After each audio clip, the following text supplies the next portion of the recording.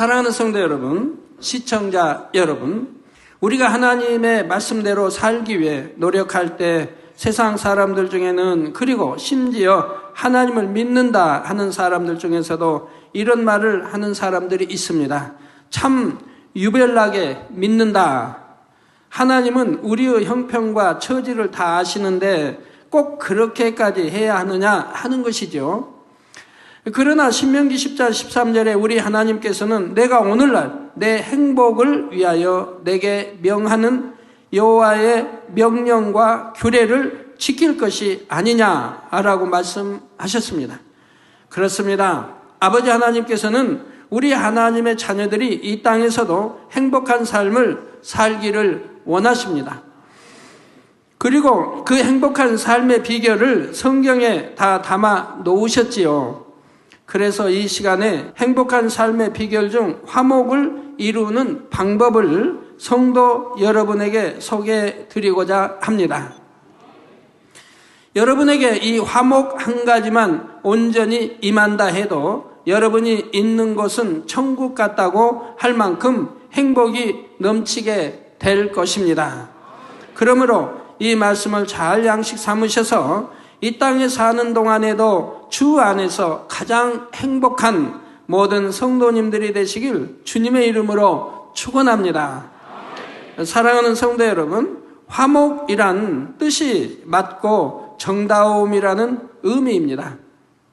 뜻이 맞고 정다움, 여러분이 늘 대하는 사람들과 같이 잘 맞아서 항상 정답게 살아갈 수 있다면 여러분의 삶은 참으로 행복하다 말할 수 있을 것입니다. 모두가 한 마음, 한 뜻이 된다면 얼마나 좋겠어요. 그리고 정말 정답게 살아갈 수 있다면 얼마나 좋겠습니까?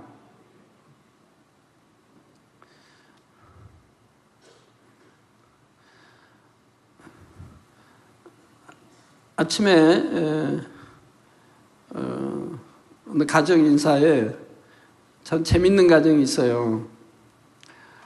남편이 이제 변화돼서 잘하려고 하고 교회 이제 일꾼으로 큰 일꾼으로 사명을 받아서 합니다. 또 아내도 물론 열심히 충성하고요. 제가 화목하십니까? 라고 이제 이런 질문을 좀 했죠. 그랬더니 아내 되신 분 입에서 아직도 남편이 쉽게 말하면 나를 힘들게 한다. 그러니까 남편 장로님은 웃으시고요. 과거가 있으니까, 현재도 있으니까, 제가 그 가정 보면서 남편 장로님도 이 재단 안 만났더라면 벌써 이혼했을 텐데 이제는 화목한 가정이 됐습니다. 이렇게 말씀을 하는데 아내 편에서 그러신단 말이에요. 그래서 아내의 그 말씀은 맞는 말입니다. 우리 장로님이 다 죽어주셔서 낮아주셔서 섬기시면 더 좋은데, 그날 제가 그 아내 씨에게 이렇게 묻고 싶어요. 그런 자리에도 당회장님, 우리 남편 장로님은 이제 너무 저를 사랑하고 위해 주십니다. 이렇게 말 한마디라도 하면 남편이 감동함을 받을 텐데, 그리고 그 말로만 끝나지 말고 그런 중심으로 가정에서 정말 남편을 섬긴다고 하면, 그런 중심이 돼서 남편을 섬긴다고 하면 남편이 진리를 이제 아는데, 이제 하나님 교회의 머리가 되고 충성하는데 변화되려고 힘을 쓰고 애를 쓰는데 아내의 그런 고운 말로 이렇게 나온다면 남편이 감동돼서 더 빨리 변화돼서 더 영으로 빨리 들어올 수 있을 텐데, 이런 생각을 해보았습니다. 말 한마디가 천냥빛 갚는다고요? 네, 하기 나름이지요. 그래도 참 전에 같으면 남편 성격이 굉장히 불같으니까 아내는 항상 불평, 불만 속에 살아야 되고 힘들게 그러나 진리 안에서 화목하게 살아가야 되는 가정이 이제는 화목해지는 가정이 되어 가니 얼마나 감사한지요. 제가 그분들에게 그랬어요. 만약에 이혼했더라고 하면 아들이 지금 옆에 같이 앉은 아들이 어찌 됐겠느냐고, 이제 군대 가려고 한 아들은 얼마나 불행하게 살아야 하겠나. 부모 까닭에 누가 놔달라고 했나요? 놔주고. 부모 이혼을. 부모 까닭에 자식은 비극적인 삶을 살아야 되고, 불평 아니면 잘못돼야 되고, 얼마나 불행한 이런 삶이 되겠습니까? 그리고 또 천국 못 갈 수도 있으니, 그러니까 화목할수록 얼마나 좋습니까? 자, 그런데 화목에도 순서가 있습니다. 우리 하나님의 자녀들은 무엇보다 먼저 아버지 하나님과 화목해야죠. 성도 여러분, 하나님께서 인간을 창조하시고 이 땅에 경작하시는 이유가 무엇인가요? 바로 서로 사랑을 주고받을 수 있는 참 자녀를 얻기 위함입니다. 하나님께서는 사랑을 주고받을 자녀를 얻기 위해 하나님의 형상을 따라 사람을 지으시고 영의 지식들을 심어 주셨습니다. 그런데 첫사람 아담이 하나님의 말씀을 거역하는 죄를 범하면서부터 아담의 후손인 모든 인류도 죄의 길로 빠져들었지요. 이처럼 죄인이 되면 더 이상 하나님의 자녀가 아니요 마귀의 자녀로서 마귀의 종노릇을 하게 됩니다. 그러다가 종국에는 영원히 꺼지지 않는 지옥불에 던져지게 되지요. 그러나 하나님께서는 하나님의 형상을 따라 지으신 사람들이 이처럼 마귀의 종노릇을 하다가 영원한 사망으로 가도록 내버려 두지 않으셨습니다. 비록 사람들이 하나님의 뜻을 거슬려 범죄했을지라도 하나님께서는 먼저 화해의 손을 내미셨지요. 하나님 편에서 먼저 우리에게 이런 화해의 손을 내미셨다 이 말입니다. 바로 독생자 예수님을 이 땅에 보내셔서 모든 죄를 대속해 하신 것입니다. 이에 대해 본문 말씀 고린도후서 5장 18절 전반절에 모든 것이 하나님께로 났나니 저가 그리스도로 말미암아 우리를 자기와 화목하게 하시고 있습니다.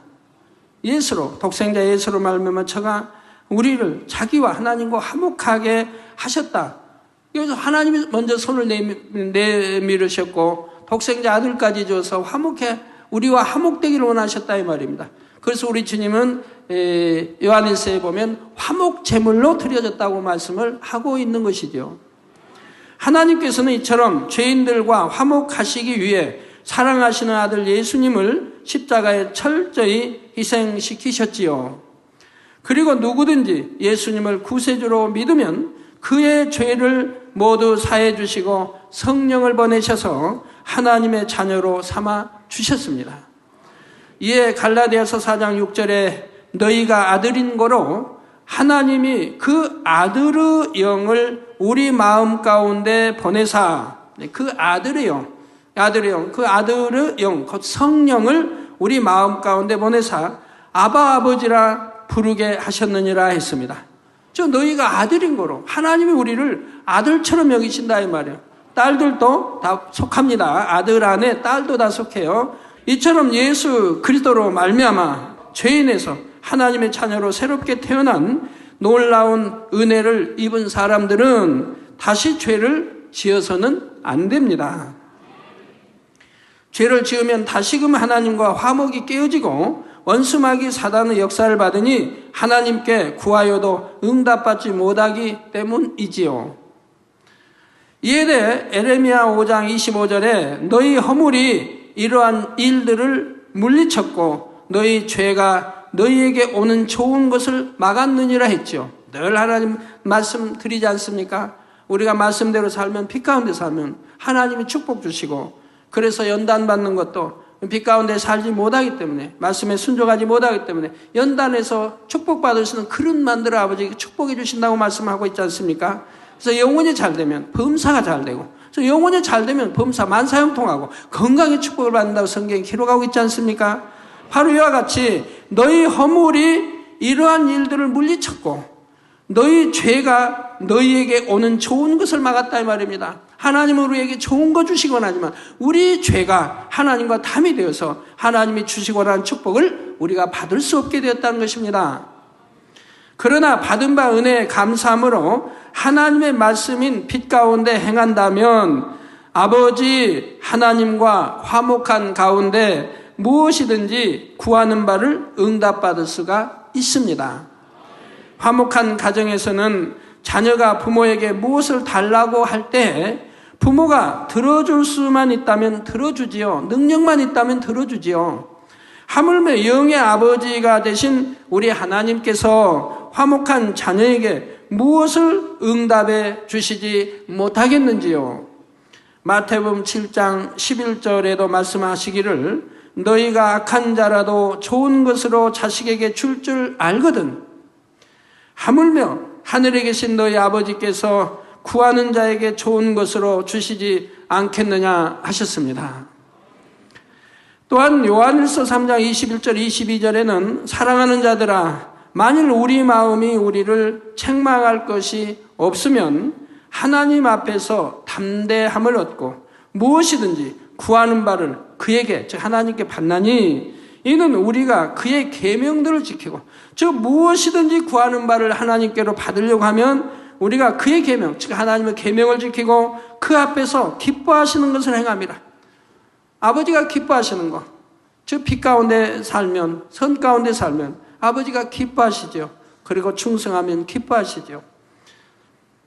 즉 하나님 앞에서 기뻐하는 것을 행하고 그의 계명들을 지키면 우리가 무엇이든지 하나님 앞에 기도할 수 있고 기도하는 대로 하나님이 응답해 주신다고 말씀한다 이 말입니다. 여러분들 아직도 나는 기도받았는데 응답을 못 받았어요. 축복을 못 받았어요. 치료받지 못했어요. 한 분들 하나님 말씀이 이렇게 답이 다 있지 않습니까? 죄로 인해 하나님과 화목을 이루지 못하면 담대히 구할 수 없으니 응답받을 수도 없고 하나님의 축복을 누릴 수도 없지만 하나님과 화목을 이루면 능치 못할 일이 없습니다. 그러므로 성도 여러분은 항상 진리 안에서 행하심으로 아버지 하나님과 화목할 수 있기를 바랍니다.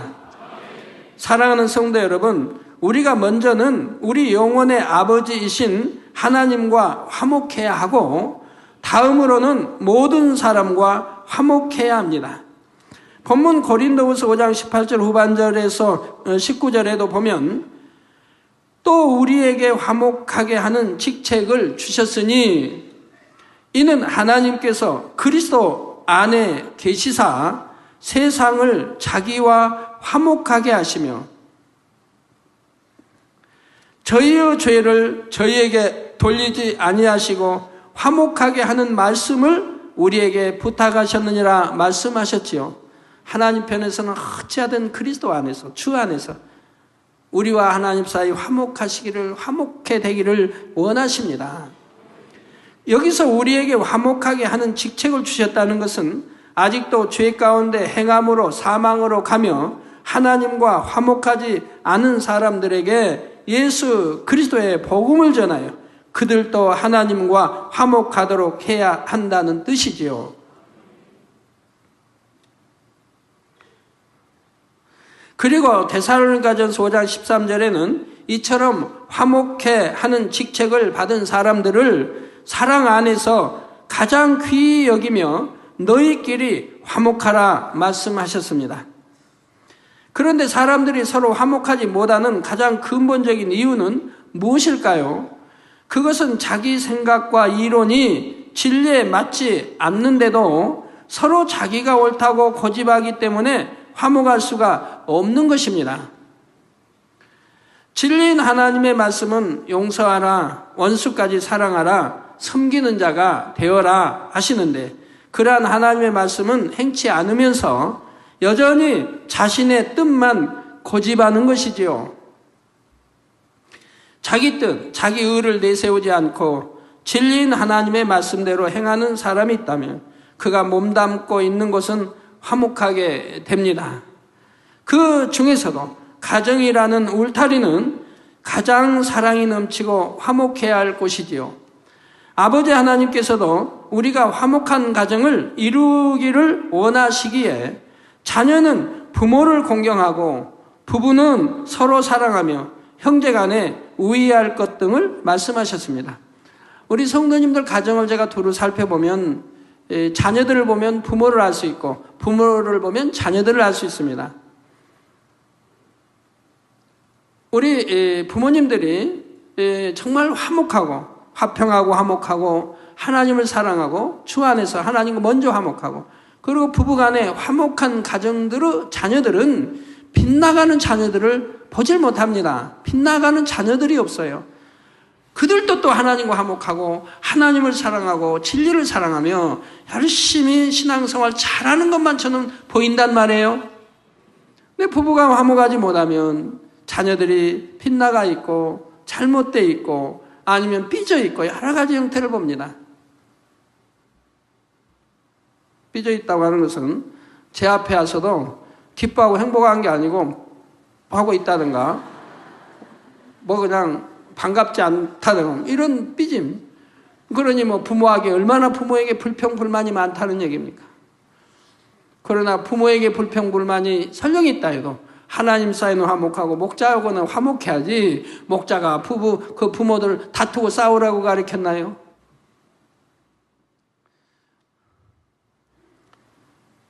세상에도 가와만사성이라 하여 집안이 화목하면 모든 일이 다 잘 되어 나간다 하는 말이 있는 것처럼 우리가 진리 안에서 모든 것에 화목할 때 기도의 응답도 오며 좋은 일도 임하게 되지요. 잠언 17장 1절에는 마른 떡 한 조각만 있고도 화목하는 것이 육선이 집에 가득하고 다투는 것보다 나으니라 하여 가정의 화목이 얼마나 값진가를 말씀해 주셨습니다. 대부분이 뭐 경험해 보신 거지만 차라리 육선이 가득하고 늘 다투고 싸우는 것보다, 화목하지 못하는 것보다 차라리 마른 떡 한 조각만 있다 해도 화목한 것이 얼마나 행복하고 좋은 것입니까? 그런데 가정이 화목하기 위해서는 부부간에 화목을 이루는 것이 가장 중요하지요. 부부간에 화목할 수 있는 사람은 부모 자식 간에도 화목할 수 있고, 자녀들이 부모를 보고 배움으로써 형제 자매 간에도 화목할 수 있어서 가족 모두가 화목할 수 있기 때문입니다. 여러분, 자녀들이 있고 부모들이 있는데 부모들 위에 또 부모들이 있습니다. 그러면 이제 자식들에게는 할머니, 할아버지가 되죠. 근데 부모들이 자녀들이 보는 앞에서 할머니, 할아버지 흉을 잘 봅니다. 아유, 할아버지는 꼭 절에서 못 써. 안 그러시면 얼마나 좋을까? 왜 저렇게 잔말씀이 많아? 아이고, 할머니는 저렇게 꼬장꼬장 저렇게 그냥 힘들게 꼭 해야 되나? 이렇게 불평불만을 자녀들 앞에서 한다고 하면 그 자녀들도 부모에게 배워서 할머니, 할아버지에게 불경스럽게 대할 뿐만 아니라 이제 성장하면 또 자기 부모들을 이렇게 헐뜯는 그런 자녀들이 돼버린다 이 말이에요. 왜? 배웠으니까요. 부모들을 통해서 보고 배웠으니까 그것이 잘못인 줄 모르고 또 성장하면 자기를 낳아준 부모를 그렇게 대하게 된다 이 말이에요. 그러니 자녀 교육이 얼마나 주 안에서 바로 해야 되겠죠. 자녀들이 듣는 앞에서 부모의 험담에서는 아니 될 것이고, 또한 자녀들이 듣지 않는다 해도 부모의 험담을 해서는 아니 될 것이라 이 말입니다. 나를 낳아주고 길러준 부모에 대해서 험담한다 하면 되겠습니까? 근데 어떤 부부들은요, 그 아내가 그냥 부모들, 시부모, 시어머니가 못마땅해서 험담을 합니다. 그러면 남편 되신 분이 굉장히 화를 내요. 내 부모를 공경하지 못한다고 굉장히 화를 내는 그런 부모가 있어요. 남편이 있어요. 그런데 또 아내는 불평이 뭐냐면, 왜 그러면 부모에게는 잘하고 왜 저같이 부모에게는 못하느냐 이 말이에요. 왜 우리 부모에게는 그렇게 못하느냐. 이게 또 불평불만이죠. 그런데 그런 가정이 있는가 하면 또 어떤 가정은요, 부부가 아예 그냥 맞장구를 쳐요. 어머니 아버지를 그냥 못마땅해 부부가 아예 맞장구를 치는 그런 가정도 있는 걸 봐요. 그거는 세상 말로 싹이 노로 끝냅시다. 그러면 안 되죠. 그러면 안 되죠. 그 가정에 어떻게 화목이 있겠고, 그 가정에 자녀들도 그렇고 잘 될 일이 뭐가 있겠습니까? 그래도 나를 낳아준 부모를 공경할 줄 알아야 되고, 주 안에서 공경하라고 성경 말씀은 사랑할 줄 알아야 되고, 섬길 줄 알아야 되고, 진정 중심에서 섬기는 자녀들이 되고, 그래야 내가 낳은 자녀들이 또 부모를 보는 대로 배운 대로 섬길 수 있는 것이지요. 그래야 두루두루 화목할 수가 있는 거죠. 부부간의 화목을 이루는 것은 어려운 일이 아닙니다. 잠언서 16장 7절에 사람의 행위가 여호와를 기쁘시게 하면 그 사람의 원수라도 그로 더불어 화목하게 하시느니라 말씀하셨는데, 부부간의 화목을 이루는 일이 무엇이 어렵겠습니까? 부부간에는 그래도 원수는 아니잖아요.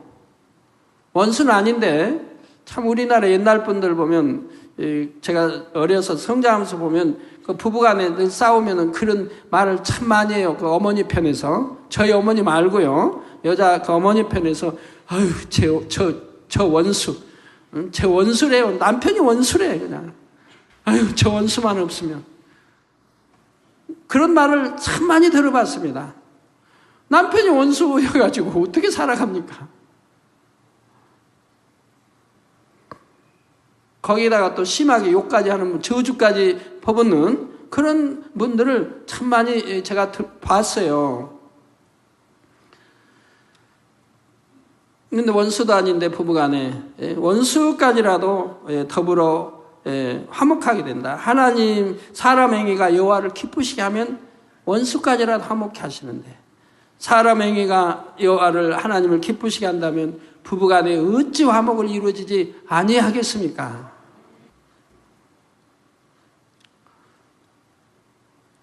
아까 내가 비유대로 설명한 장로님 가족, 집에 가서 한번 실천해 보세요. 장로님도 딱 집에 가서 당신 때문에 내가 은혜를 많이 받았다고. 당신 그 말 한마디가 내게 충격도 줬지만 내가 노력하고 참 좋은 남편 되려고 노력하는데 아직도 멀었나 보다고. 내가 더 열심히 때로는 금식도 하고, 금식 못하겠어 아침 금식도 하고, 내가 더 낮아지고 더 깨어져서 더 섬기려고 노력할 테니까 아내 씨도 나를 위해서 기도 많이 해달라고, 이렇게 말 한마디를 이렇게 하면 또 아내가 감동받죠. 그날 반찬은 좀 잘 나올 거 아니겠습니까? 근데 아내가 거기다가 물을 쫙 끼얹으면 안 돼요. 당신 말은 그렇게 잘하지만 두고 봐야 된다고. 두고 보자고. 그 말이 변치 이런 식이 되면 화목을 하려고 해도 화목이 되어질 수가 없죠. 아내 씨도 또 따라서 당신 말만 들어도 내가 행복하다고, 신혼 기분이 난다고. 그 남편을 좀 말씀 안에, 진리 안에 살 수 있도록 이렇게 북돋아 줘야죠. 서로가 이렇게 서로가 칭찬해주고, 서로가 상대의 장점만 말하고 좋은 것만 말하고, 이렇게 서로 노력하면 결국은 더, 지금보다 더 화목한 가정이 될 수가 있죠. 에베소서 5장 28절에 보면 이와 같이 남편들도 자기 아내 사랑하기를 제 몸과 같이 할지니 자기 아내를 사랑하는 자는 자기를 사랑하는 것이라 했습니다. 부부는 일심동체라 해서 정말 아내를 사랑하는 건 자기 몸을 사랑하는 것이고, 자기 몸 사랑하듯이 아내를 사랑할 줄 알아야 1등 남편인 거예요. 그 다음에는 2등, 3등, 4등 쭉 나눠지겠습니다. 우리 맘밌게 남편 되신 분들은 다 1등 남편이 됩시다. 1등 남편. 그렇게 노력해봐요, 서로가. 아이고, 난 아무리 노력하려고 해도 안 된다고. 또 해도 그냥 절대도 내 아내는, 내 남편은 변화되지 않는다고 그런 말씀하지 마십시오. 변화되는 것 순간입니다. 우리 하나님이 은혜 주시면 변화되는 순간, 내가 변화되면 상대도 변화된다는 사실을 아세요. 나는 변화 안 되고 맨 상대만 변화되기를 바라니 안 되지, 내가 변화돼봐요. 그러면 상대도 변화돼요. 상대도 변화되니 또 상대가 변화돼요. 서로가 변화되니 1년 후에는 어떤 가정이 되겠습니까? 베드로전서 3장 1절에는 아내 된 자들아 이와 같이 자기 남편에게 순복하라. 이젠 아내에게 나오죠. 아내 된 자들아 이와 같이 자기 남편에게 순종하고 복종하라. 이는 혹 도를 순종치 않는 자라도 말로 말미암지 않고 그 아내의 행위로 말미암아 구원을 얻게 하려 함이니 말씀했습니다. 남편과 아내가 이 말씀만 각각 이룬다 해도 화목지 못할 부부가 없는 것입니다. 그런데 남편으로서 자기 말씀은 행치 않으면서 아내에게만 순복하라고 하거나, 아내도 자기 말씀은 행치 않으면서 남편에게 바라기만 하는 경우가 있습니다. 그럴 때 화평이 깨어져서 화목하지 못하는 것이지요. 그러나 남편이든 아내이든 진리의 말씀대로 자기를 낮추고 먼저 섬기는 자가 된다면 이내 화목을 되찾을 수 있다는 사실입니다. 내가 먼저 손을 내밀고 자신을 먼저 낮추는 것이 육적으로는 자존심 상하는 일처럼 보이지만 영적으로는 더 큰 그릇이 되는 것이지요. 내가 먼저 내밀면 얼마나 좋아요. 만군의 여호와 하나님도 먼저 우리에게 손을 내미셨는데, 화목을 위해 내미셨는데, 더더구나 내가 먼저 손 내미는 게 뭐이 힘듭니까? 이제 이와 관련된 몇 가지 예화를 말씀드릴 때 여러분 자신에게 적용할 수 있는 선의 지혜를 얻으실 수 있기를 바랍니다. 첫 번째 예화를 말씀드릴 때 예화의 인물이 바로 자신이라고 생각해 보시고, 나는 예전에 그런 상황에서 어떻게 했었는지, 또는 내가 그런 상황에 처한다면 어떻게 할 것인지 스스로 답을 해보시기 바랍니다. 부부싸움을 한 어느 노 부부의 이야기입니다. 할아버지 할머니가 부부싸움을 했는데, 싸움을 한 다음 할머니가 화가 나서 말을 안 하기 시작했습니다. 식사 때가 되자 할아버지에게 상은 차려주지만 한쪽에 앉아 말없이 바느질만 합니다. 자, 그러다가 할아버지가 식사를 마쳐가자 또 말없이 물만 떠다 놓았지요. 할아버지는 밥상을 사이에 두고 마주 앉아 도란도란 이야기를 나누었던 할머니가 한마디도 말을 안 하니 가슴이 답답했습니다. 빨리 할머니의 침묵을 깨고 예전처럼 다정하게 지내고 싶었지요. 그런데 식사 후에도 할머니는 말없이 자기 할 일만 하는 것입니다. 만일 우리 성도님들이, 남성도님들이 이 할아버지의 입장이라면 어떻게 하시겠는지요? 다 각자 다르시겠지만 한번 자기의 마음을 점검해 보세요. 화가 나가지고 그냥 뭐라고 쏴붙일지, 아니면 마음대로 하라고 그냥 뛰쳐나갈지, 내 집안이면 뭐 나가면 얼마든지 날 반길 사람이 있다고 나가버릴지, 아니면 그냥 뭐하라 던질지, 아니면 주먹이라도 불끈불끈하면서 때리는 흉내를 낼지, 아니면 그냥 참고 살는지, 하여튼 아니면 그냥 아내씩 가서 따뜻하게 안아주면서 오히려 내가 잘못 안 했을지라도 오히려 이렇게 해서 풀어주려고 하려는지, 또 그렇게 하고 싶은 분도 있겠지만 선한 분들은 그렇게 하면 또 습관이 돼가지고 자꾸 아내가 그러기를 바랄 테니 또 그리 못하는 이런 남편도 있을 거고요. 자, 내가 먼저 화해를 청하는 것은 자존심 상하고, 남편이 내가 먼저 그럴 수 없지 하면서 똑같이 자존심 대결을 하시겠습니까? 이 할아버지는 불현듯 일어나서 옷장을 열고 무엇인가 열심히 찾기 시작했다고 합니다. 여기저기 서랍도 뒤지며 무엇인가를 열심히 찾는 척 했지요. 이 할머니는 처음에는 못 본 척 했으나 할아버지가 점점 더 옷장 속에 오시며 서랍 안에 물건들을 꺼내놓으며 방안을 어지럽히자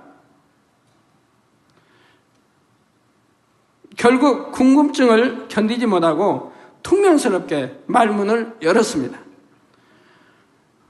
뭘 찾는데 그래요? 그러자 할아버지가 빙그레 웃으며 어떻게 대답했을까요? 답이 나오죠. 생각들 동원해 보세요. 내 집 밖에 나가버리려고 내가 이렇게 꼼쳐놓은 돈이 있는데 찾는 중이라고 한다든가, 나 이혼하려고 이혼 도장 찾는다고 한다는 거야.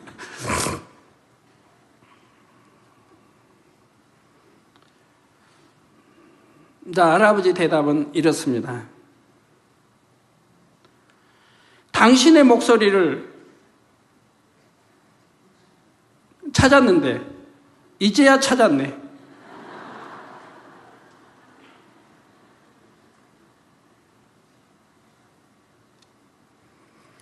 성도 여러분, 화목을 이루는 일은 너무나 쉽고 간단합니다. 조금만 자신을 낮추고 조금만 더 상대를 배려해주면 상하고 얽혔던 감정도 쉽게 풀어지지요. 한번 부부의 연을 맺었으면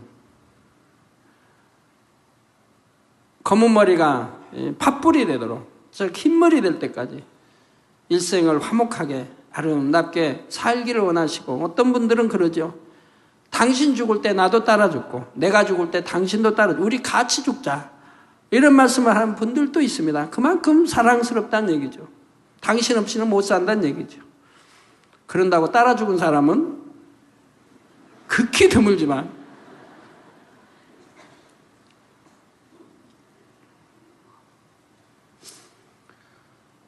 연애하던 시절처럼 정말 행복하게 살 수는 없을까요?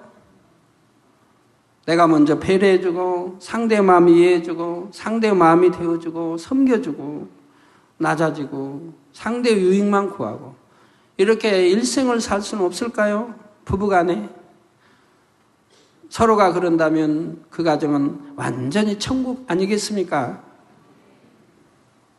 박 회장님, 나도 그렇게 살고 싶은데요, 내 아내는 도저히 안 돼요.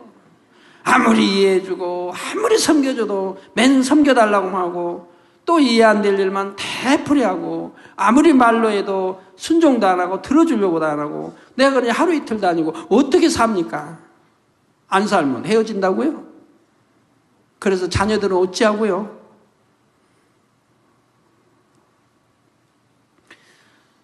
그런데 내가 살아있음으로 인해 그 조금 자신을 낮추는 일이 힘들고 안 되는 것입니다. 아무것도 아닌 사소한 일이 오해를 낳고 자존심 때문에 터놓고 얘기하지도 않으며 그러다가 안 좋은 감정의 골이 깊어지기도 하지요. 결국 감정의 골이 깊어져서 이혼이란 단어가 나오는 것을 보게 되죠. 그러나 진리를 아는 하나님의 자녀라면 자존심을 지키며 내가 살려고 하기보다는 사도 바울처럼 날마다 죽어지는 것이 영으로 살아나는 기름을 알아야 합니다. 우리 예수님께서도 하나님의 뜻에 따라 온전히 죽으셨을 때 부활의 영광으로 다시 살아나셨습니다. 이처럼 진리인 하나님의 말씀 안에서 자신이 죽어지는 만큼 진리 안에 참으로 행복한 삶을 살 수 있음을 깨닫게 해주는 예화가 있습니다. 비록 예화이지만 이 안에 담긴 교훈을 통해 성도님들이 계시는 모든 곳에 화목이 이루어지며 행복이 넘쳐나기를 주님의 이름으로 기원합니다.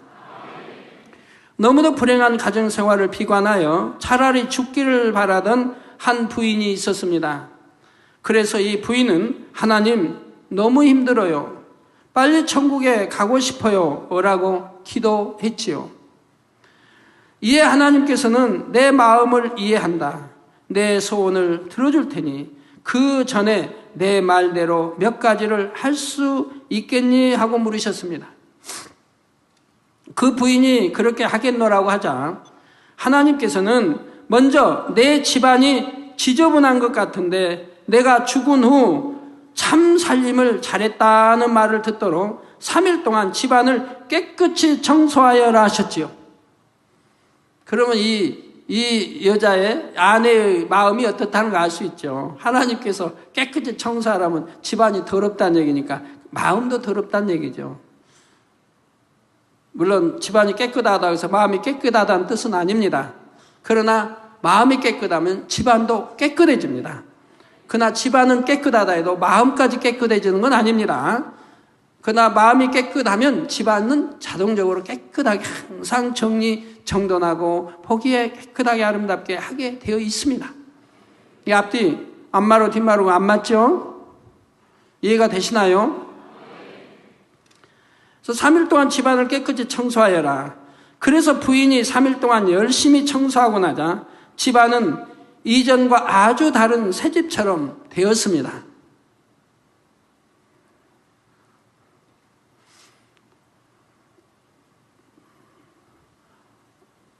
어떤 집들 가보면 참 사이사이 곰팡이들이 끼었죠. 잘 몰라요. 청소 전문가가 와서 보면 이거 곰팡이다 그러는데 그냥 늘 사는 사람들은 곰팡이처럼 생기진 않은 곰팡이들이 먼지가 쌓여서 곰팡이 이런 것도 있고, 눈에 보이는 데는 청소하는데 눈에 보이지 않은 장롱 밑이나 내놓으면 먼지가 싹 손에 붙어 나오는, 보이지 않는 곳이 깨끗해야 되는데 보이는 곳만 깨끗하고 보이지 않는 것은 지저분한 이런 가정도 있고요. 유리창은 언제 닦았는지, 부엌은, 냉장고는, 혹시 여러분 화장실이나 이런 거 자주 막히지 않습니까?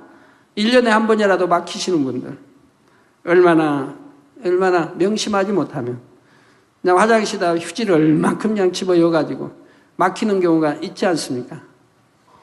하나하나 여러분, 하나하나. 그런데 이 여인도 그렇게 살았을 것 같아요. 그런데 하나님의 말씀에 따라 하고 나니까 새집처럼, 그게 얼마나 보기도 좋습니까? 정돈이 탁탁 되고 가지런히 깨끗이 이렇게 해놨다면 얼마나 좋습니까?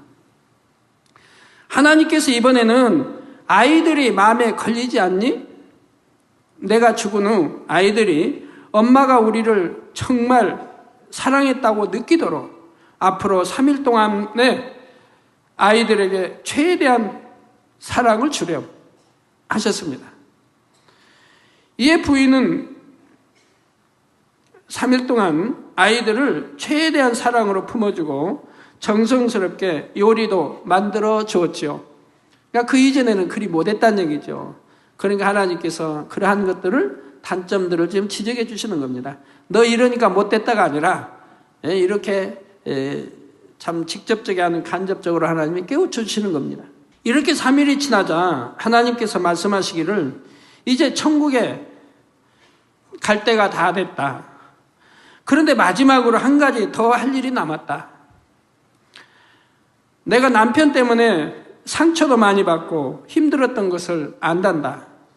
그렇지만 내 장례식 때 내 남편이 너를 참 좋은 아내였는데 라고 생각할 수 있도록 마지막 3일 동안 남편을 최대한 섬겨보렴 하셨습니다.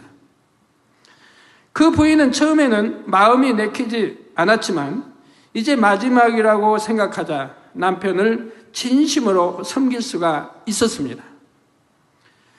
그렇게 3일이 지나고 하나님께서 그 부인에게 말씀하셨지요. 이제 천국으로 가자. 그런데 그 전에 내 집을 한번 돌아보려무나. 부인이 집을 돌아보니 깨끗한 집에서 오랜만에 아이들의 얼굴엔 웃음꽃이 피었고 남편도 행복한 모습이었습니다. 그러자 부인은 내 집이 바로 천국이구나 하는 생각이 들며 남편과 아이들과 함께 그대로 살고 싶어졌지요. 이에 하나님께서도 내가 가고 싶어 했던 천국을 지난 9일 동안 여기에 만들었구나.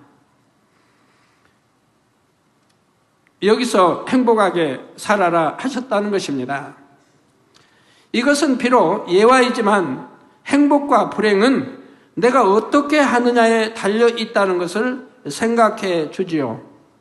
혹 성도님들 중에서도 이 부인과 같은 가정 환경에 처한 분이 계십니까?